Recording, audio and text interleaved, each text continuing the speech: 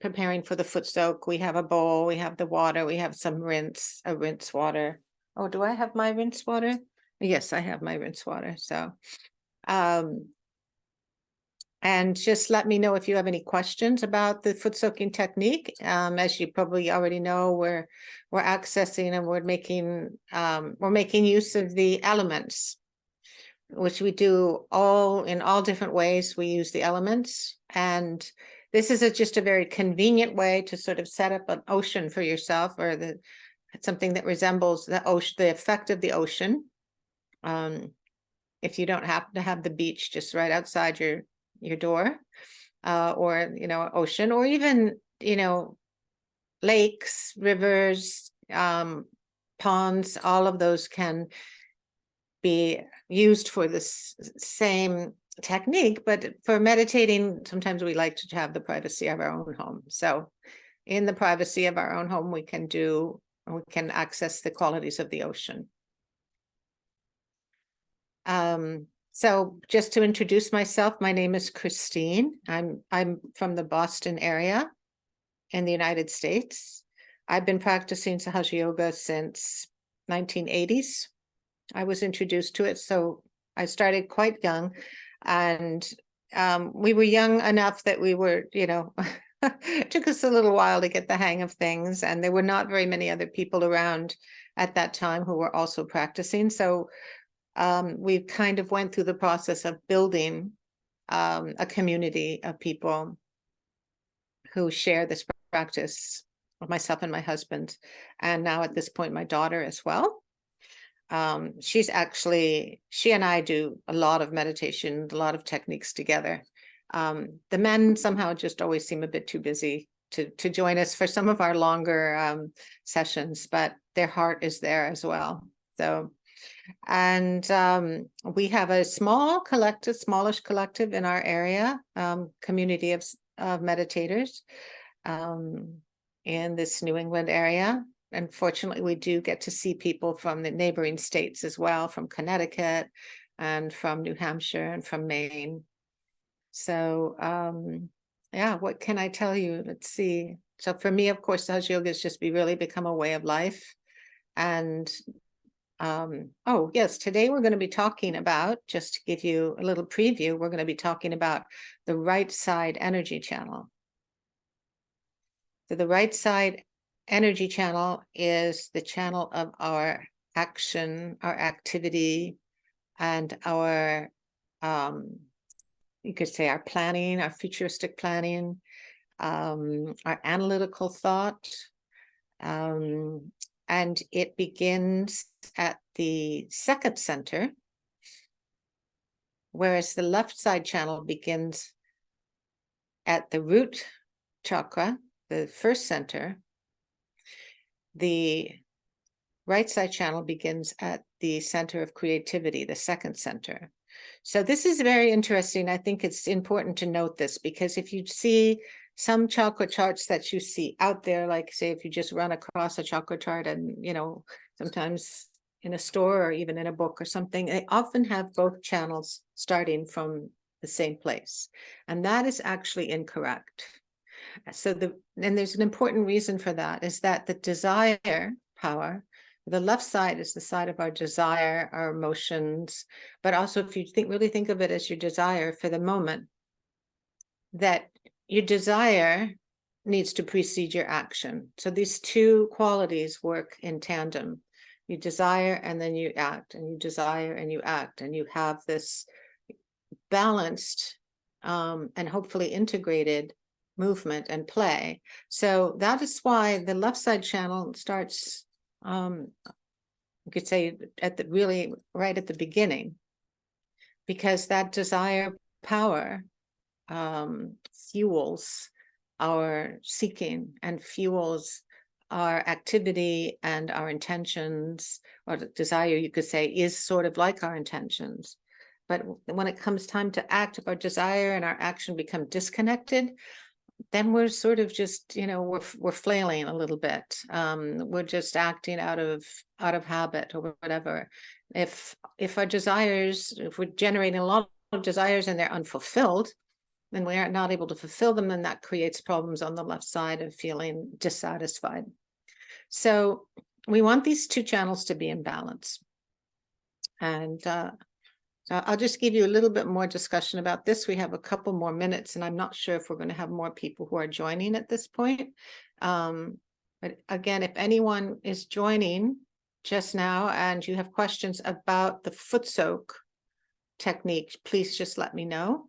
But in the meantime, we're talking about the right side channel, which is what we're going to be focusing on today. So again, going back to the right side channel is rooted in the second chakra, which is the chakra of our creativity. And one of the most important correspondences of that chakra is that it governs and controls and looks after so many things in our health, in our anatomy. And if it gets, and we will spend some time in the meditation, we'll spend some time focusing on this, but the right side of this second center, which is called the Swadhisthana chakra, may use that term, and Shimataji may use that term in the talk, so you'll know what we're talking about. On the right side, it corresponds to our liver. So the liver ends up being really, really important. And sometimes you just call it, instead of calling it the Swadhisthana chakra, we'll just call it the liver. Because on a spiritual level, actually, the liver is really important because of its cleansing function. And because the liver fuels the energy that's needed for the brain, the liver actually metabolizes the fat and fuels energy for the brain. So if we are using our brain too much, which is not hard for that to start happening, because we have a lot of things that we're always being faced with.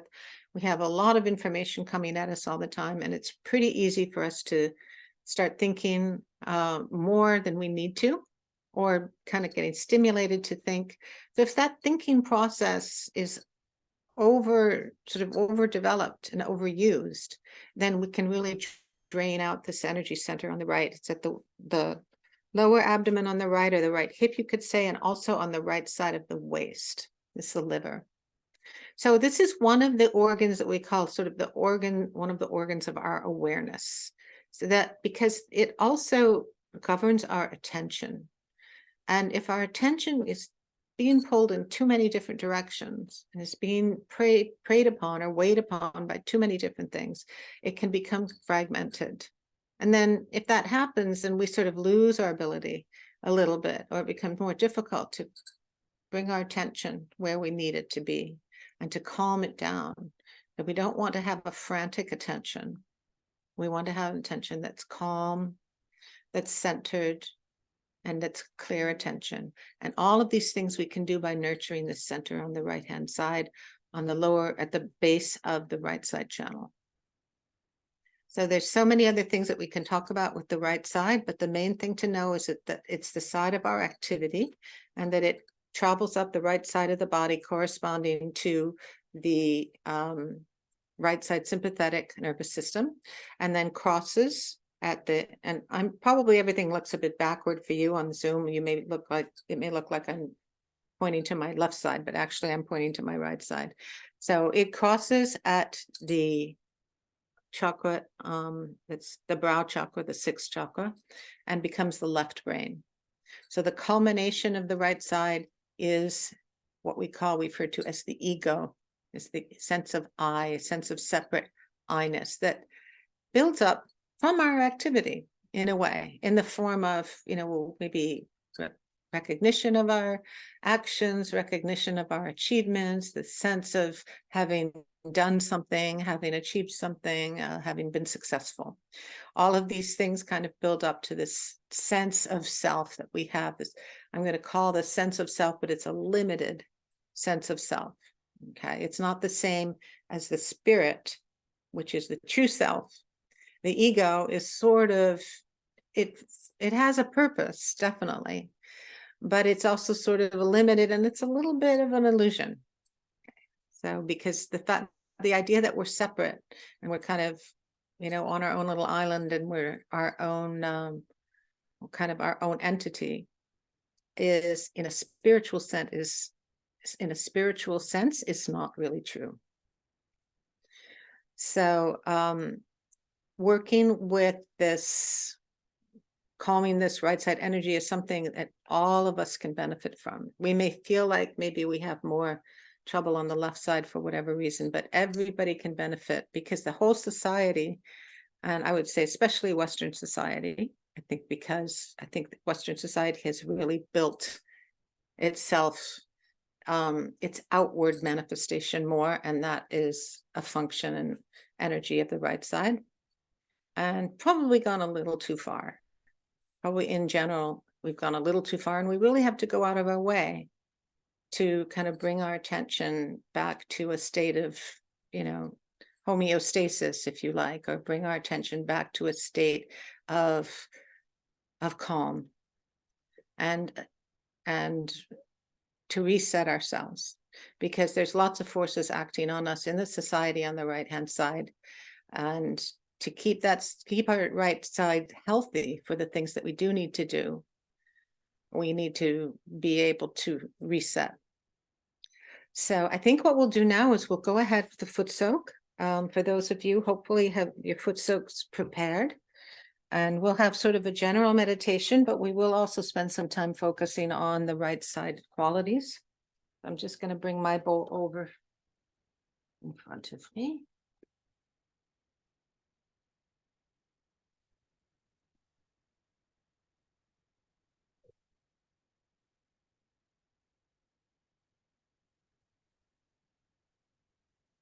So what we'll do is we'll start by raising our Kundalini, which is what we customarily do when we start a meditation. Hopefully, most of you know this movement. The right hand wraps around the left hand, and we raise them together above our heads and tie a symbolic knot. And we will do this a total of 3 times. And as you lift your hand, you can watch your hand so that you can stretch your neck back a little bit to help open the centers from the neck upwards. It helps to relax them. And the 3rd time, you can tie 3 knots.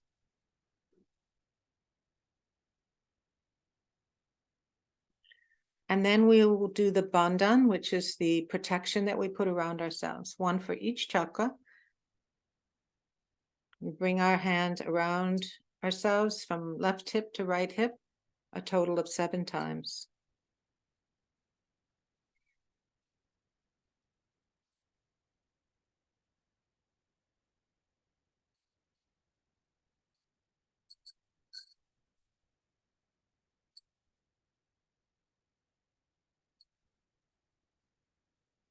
And now we're ready for meditation, and we're also ready to give some energy, some positive energy to the Footsoak water. And what we do, I'm just going to show you on the screen, is we're going to use the circular movements, another form of a bandhan. And in this way, we're directing this energy, this cool energy of vibrations, we call it, we're directing it into the water and the salt mixture to activate it and to make it even more effective for cleansing our centers. So let's do that now. We keep the left hand open, and with the right hand, we're going to give vibrations to the water. And we can just ask inside, may this water become vibrated. May this water become activated and effective to cleanse our subtle system.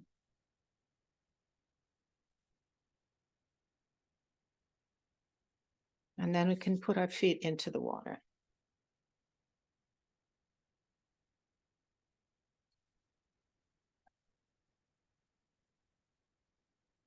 And let's close our eyes. And settle ourselves ourselves, whatever we like to do. For myself, I like to take a couple of deep breaths. And on the out breath, make sure that I'm relaxed physically in my joints and my shoulders. Maybe if you want to, you can take off glasses. If you're wearing glasses, you can remove them.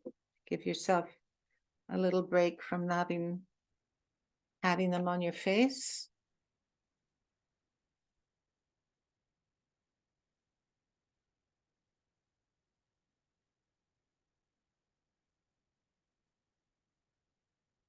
And we can just start by noticing without any judgment whatsoever, but just noticing or witnessing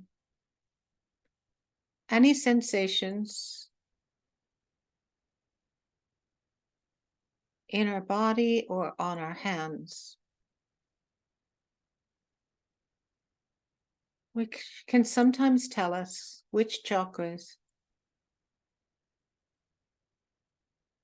may need extra support or which energy channel may need a balance.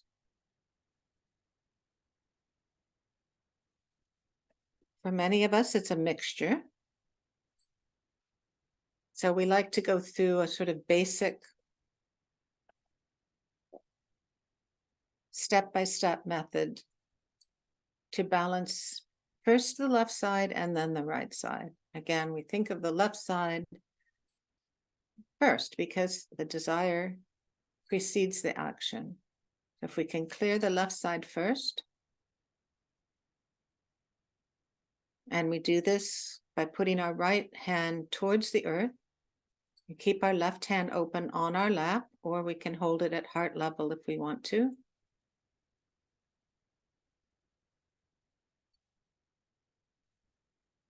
So the right hand becomes like a grounding effect, and the positive energy comes in through the left hand, and any impurities that need to be released get released into the earth.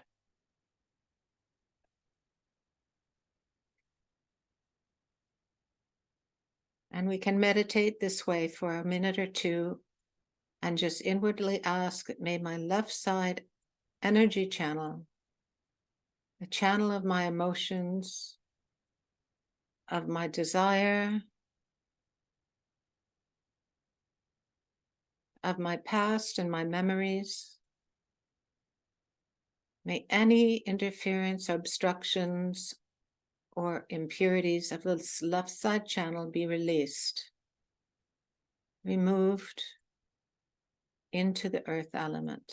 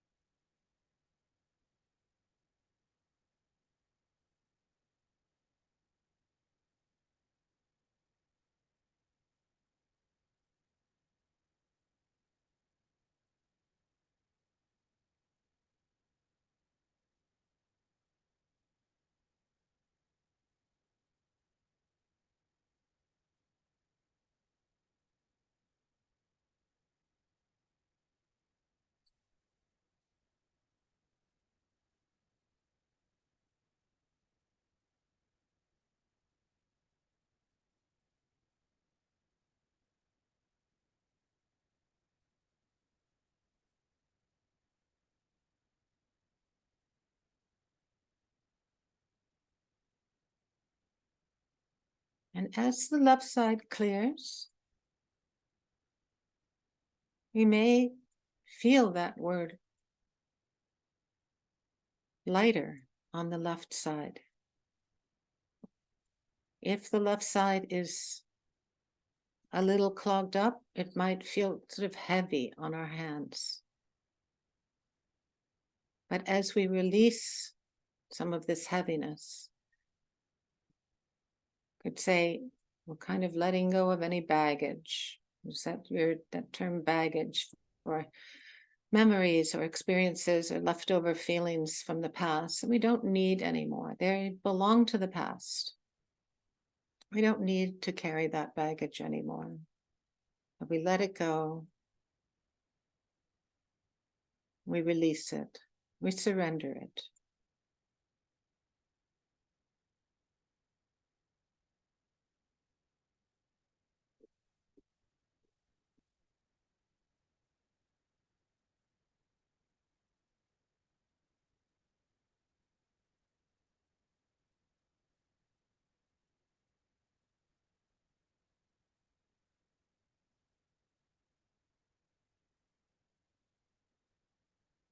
And then we can bring our right hand back onto our lap. And we will now go through the process for clearing and balancing the right side. And for this, we use our left hand to create a chimney. We're going to point the palm backwards over our left shoulder and point our fingers towards the sky. The right hand stays open to receive the pure vibrations. And in this way, when the right side is overactive, it tends to generate heat, a feeling of heatedness, or perhaps a feeling of tension.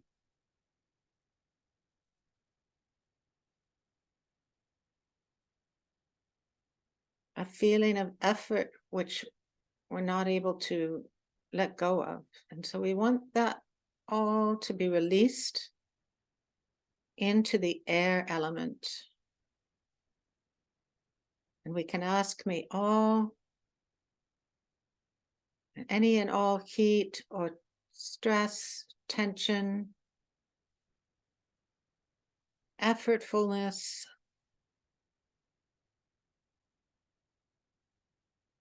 that is weighing upon our right side or interfering with the right side qualities, may that, all that be released into the air element.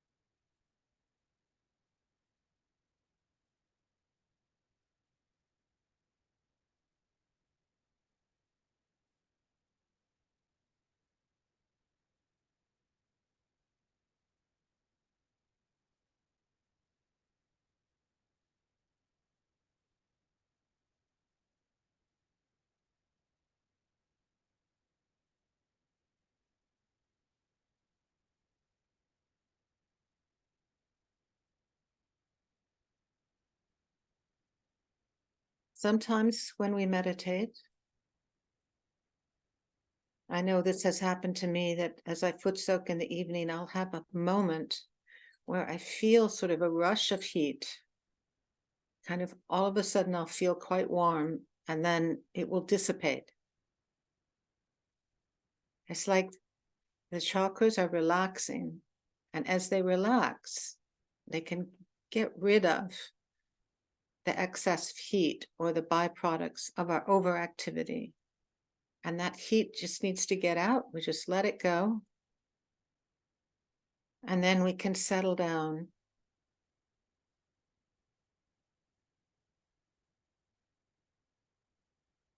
Into a cool and calm and centered state.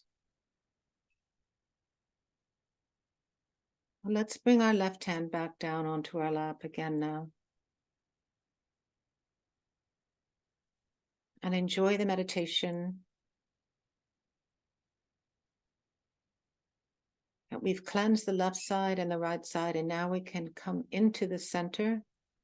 I like to raise and trace the central path with my right hand and raise a few more strands of Kundalini to help me do that. And also to help me bring my attention above my thoughts to the seventh center.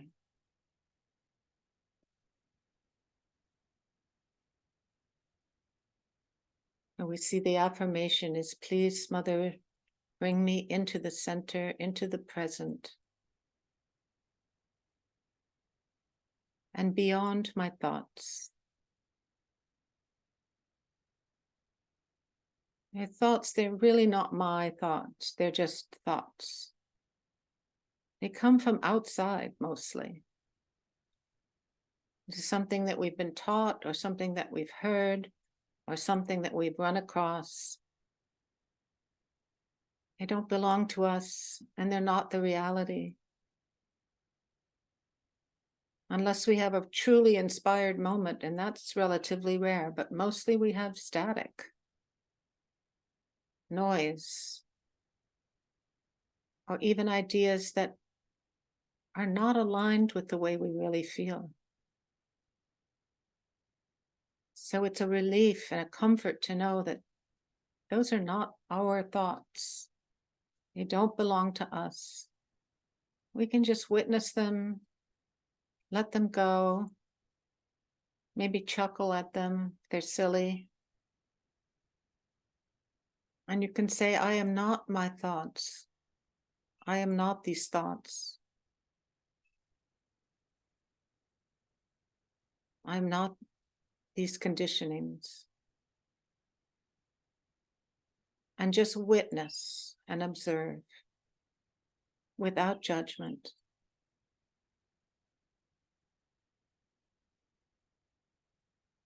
And let's take our right hand and place the center of the palm on the seventh center, just a little towards the front where you had a soft bone in your childhood, and give a little bit of a massage on this center in a clockwise movement. Now forward to the right, back to the left, forward to the right, back to the left. And a little bit of pressure, gentle pressure. And then lift your hand above your head, bringing your attention also to that point.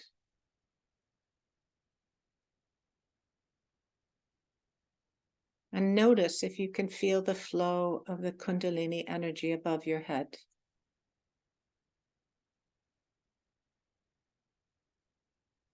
And check with the right hand. You can also check with the left hand.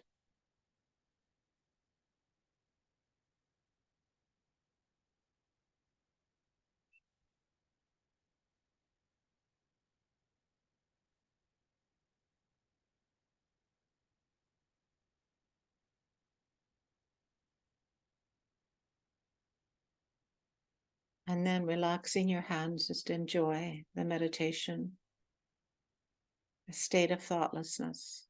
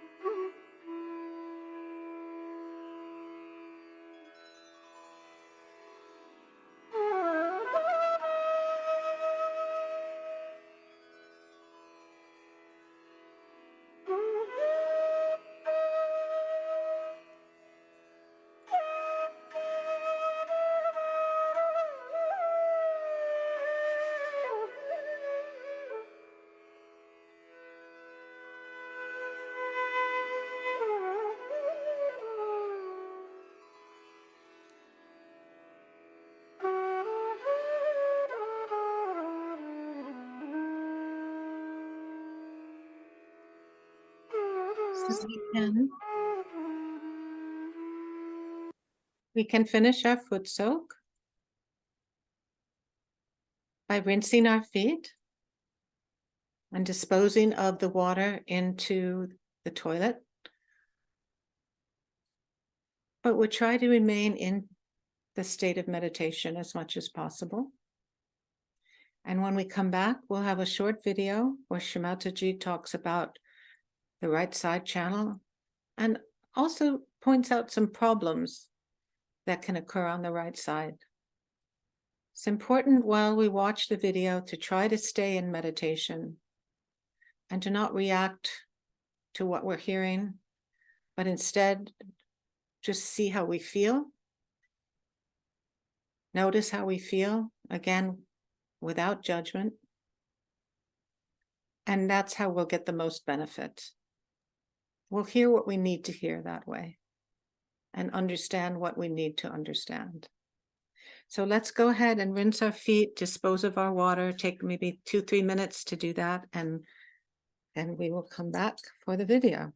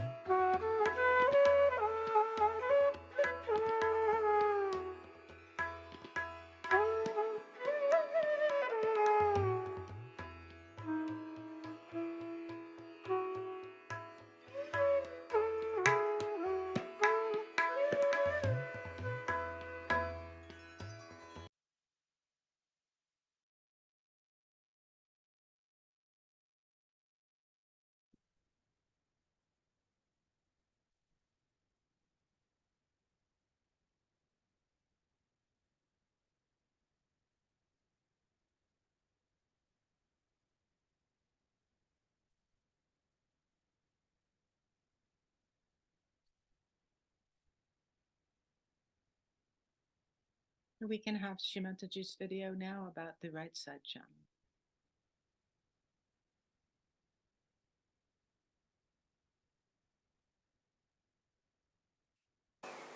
one thing is there, that your spirit is not lost. It is there. Despite whatever the mistakes, whatever may be the seeking, but the spirit resides within you despite everything till you live.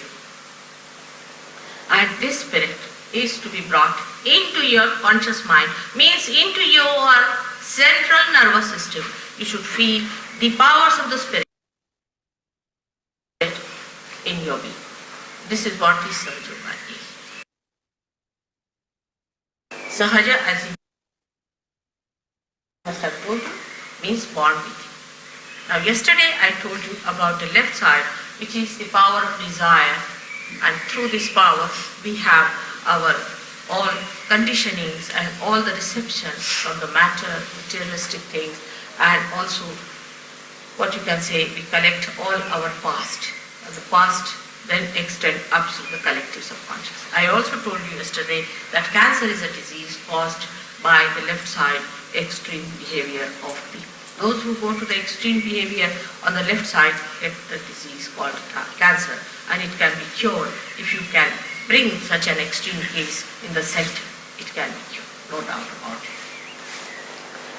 Now the second side is the right side, which today I have told that I will tell you about. The gentleman is not here who asked so many questions. Is he here? He was just busy asking questions, that's all yesterday. He's not interested in seeking, I think. Alright, now the second side, on the right hand side, is the power by which we act. First we desire and then we act. Now this power, right side power, is expressed within us as right sympathetic nervous system. Science has come from the same. Science is in the gross, these are all subtle things that are within us. Now this right side power, which exists within us, gives us the power for our mental and physical capacity to act. Now this action takes place when we desire something, we want to implement that desire, then we go into action. One has to understand what sort of a power is this. This power is called as Prana Shakti in Sanskrit, Prana. And the another one, the left one, as Mana Shakti, is the power of the emotions, or can say of the mind. But you see, English language is not so clear-cut about it. So I would say Mana Shakti and a Prana Shakti. These are the two powers that exist within us, and we start using them as left and right, we can say like a brake and an accelerator, and then we become the master of driving. But while becoming that, we make mistakes. The human mind has a speciality to go to extremes. Supposing I tell somebody, now you have to meditate. They'll meditate for 5 hours. There is no need to meditate for 5 hours or anything. But if you tell them that you have to stand on your head, they'll do it for 10 hours. So there is no need to go to extremes. We have to be just in the center, be kind to our body, be kind to ourselves. There's nothing to be frantic about. There's nothing to be so much exasperated about it. It's just very simple thing that has to happen. For example, think of a seed which is sown in a very loud music, or say a place where everybody is rushing, shouting, screaming. What will happen? That seed will never sprout. If it is in a peaceful place, is a properly placed one, or not in a tilted pot, then it will definitely develop into a beautiful tree or a beautiful shrub, whatever it has to develop into. In the same way, if we are too much on the extremes, we go to the left and to the right. Now going to the left, I told you yesterday what happens, that all these things like hypnosis and ESPs and most of these gurus try these tricks, you see, like they just make you hypnotized and people become absolutely mad over the guru. Oh, he's our guru, and they behave just like absolutely people without any brains. So I feel nice with it. The reason is that you feel there's a sort of a sense of security built in this gentleman, and if I'm following him, see, he's going to heaven and I'm going with him to heaven. It doesn't happen like that. You have to individually go into heaven yourself, and you have to become your own guru, and you have to know everything about it. It's not that anybody can put a trailer behind and put some people into it and say, now come along, I'm going to heaven. Most of these people are really going to hell, and you will follow them very fast. So it is never so, believe me, that anybody who says that following a certain guru will go to heaven is absolutely wrong.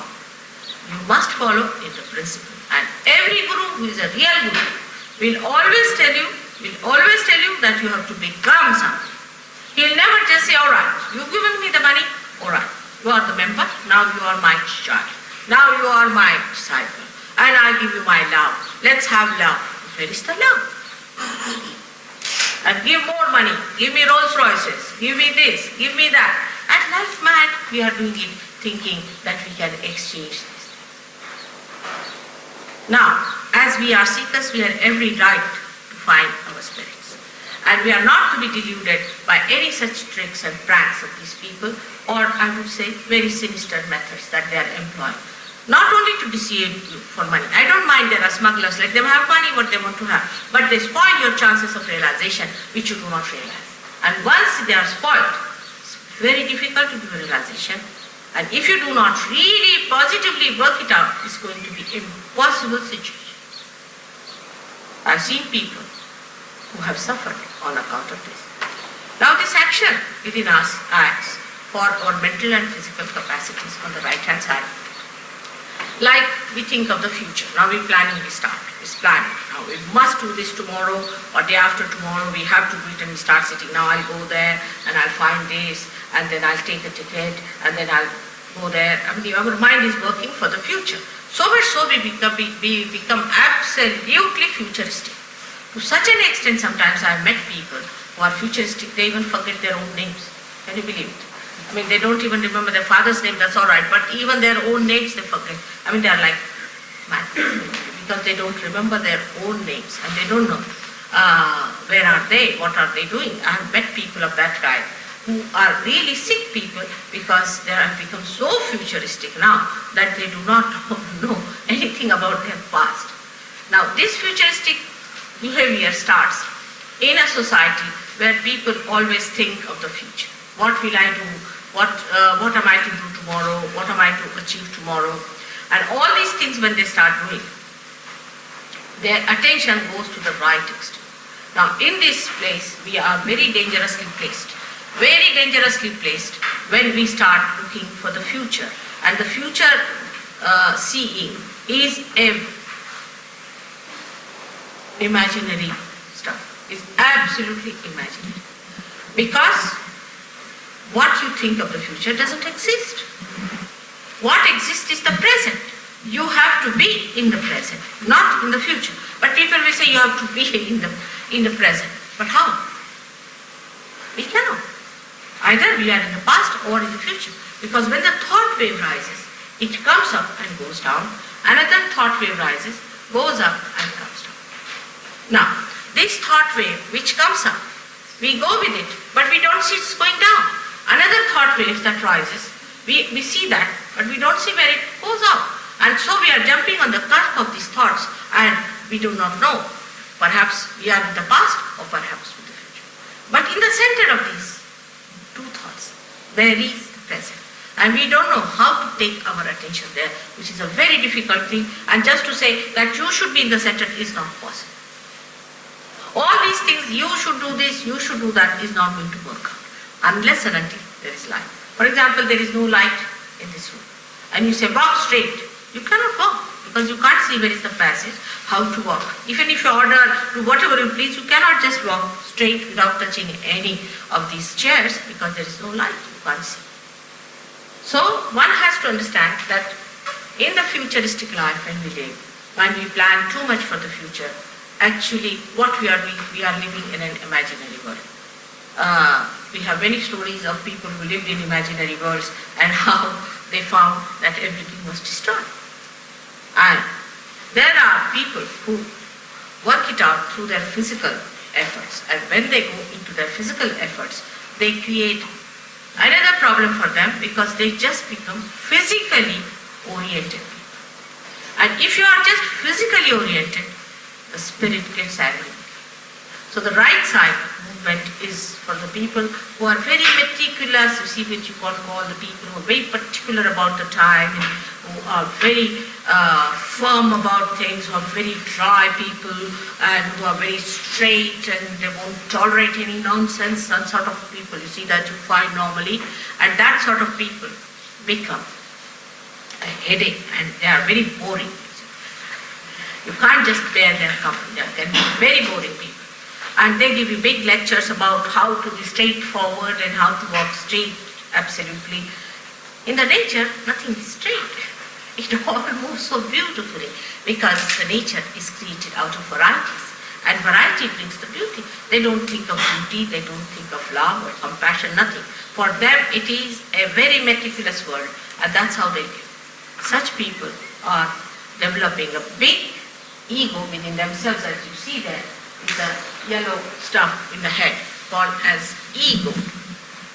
Let me show. Like, by the action of the left side, emotional side, we develop a superego, but by the action of the right side, we develop an ego. Now,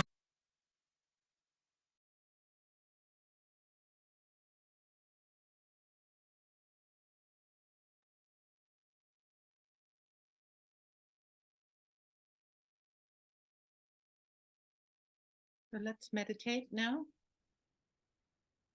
a little bit, putting attention on the right side. And one of the nicest ways that we can do this is by taking the left hand, keep the right hand open on the lap or in front of you, and I'm going to put the left hand on the liver area, on the waist, a good location, on the right hand side, on your right hand side. So left hand on the right side of your waist, right hand open. What we're doing is we're giving support to the liver, which is the organ of our attention.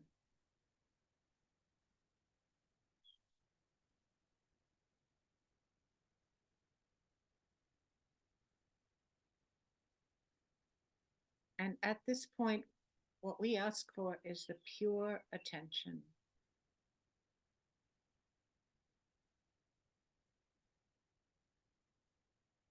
We ask for a calm, cool, and relaxed attention. Not relaxed in the way that we get pulled here and there, but relaxed in such a way that we can gently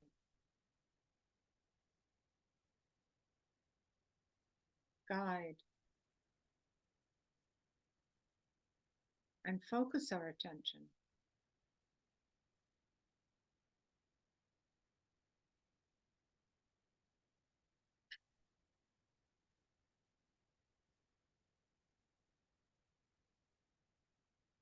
We can enjoy our attention.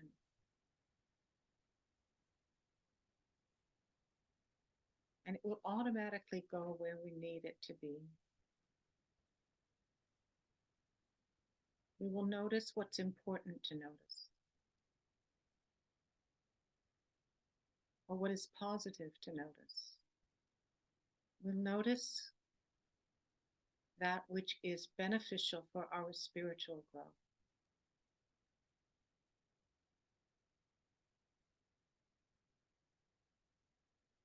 So, Mother, please give me the pure attention.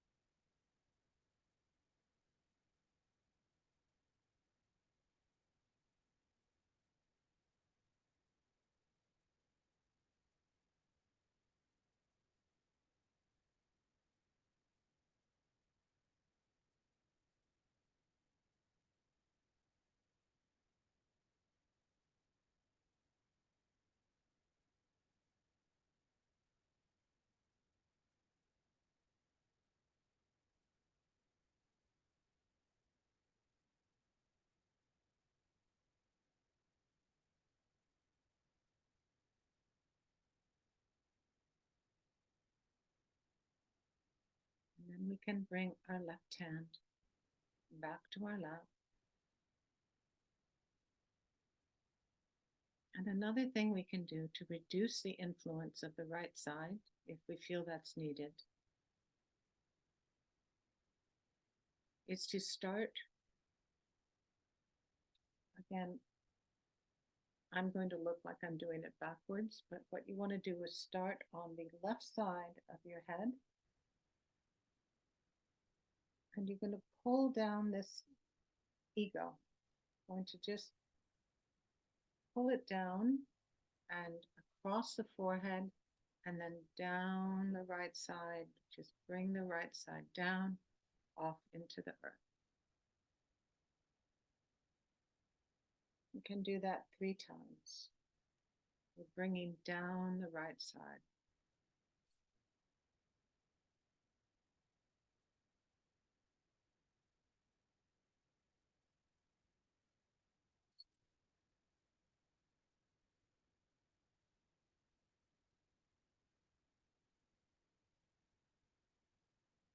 And again, if the ego we feel like is kind of over dominating, we can just say, I am not this ego.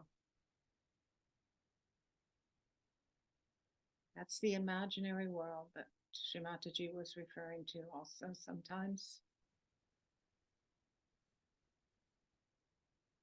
And let's take our right hand and put it across our forehead. And we'll take the affirmation that I forgive. This is probably the best way to counteract the illusion of the ego and to help silence our thoughts. Mother, I forgive. I forgive everyone. I forgive any thoughts.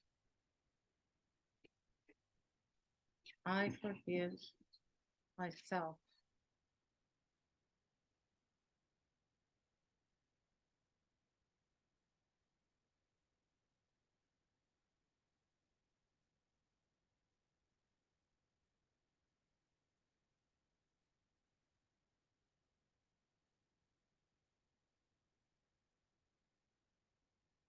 And bring our attention to the top of the head again.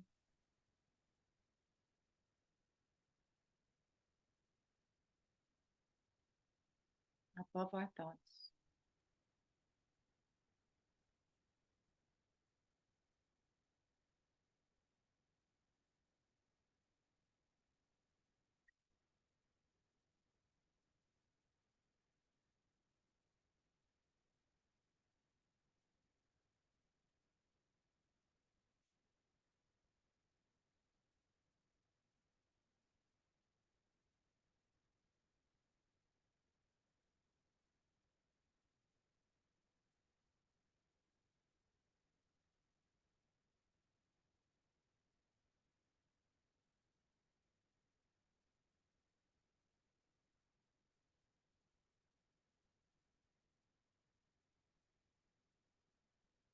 And we can finish our meditation by raising our Kundalini.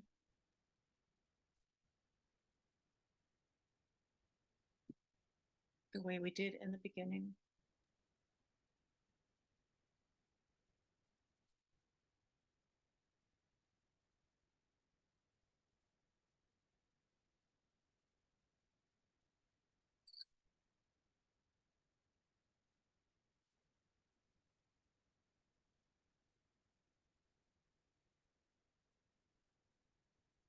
And then giving ourselves the bandhan.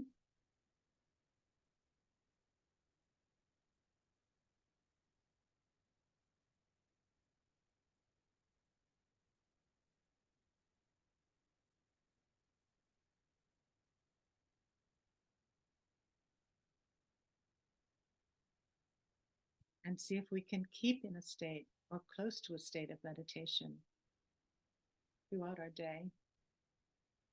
And thank you all very much for joining today. And please let me know if you have questions.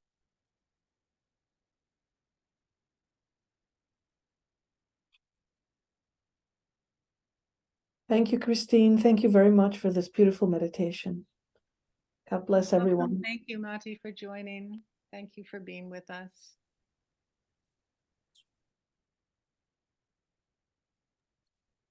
Thank you. Have a nice day.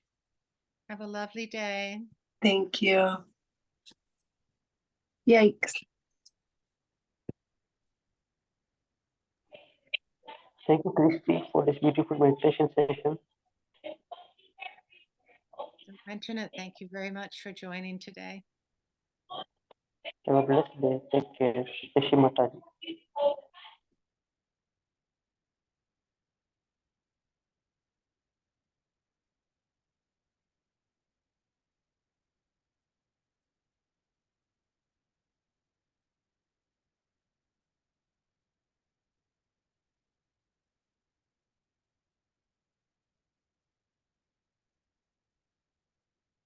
Hope to see you all again soon.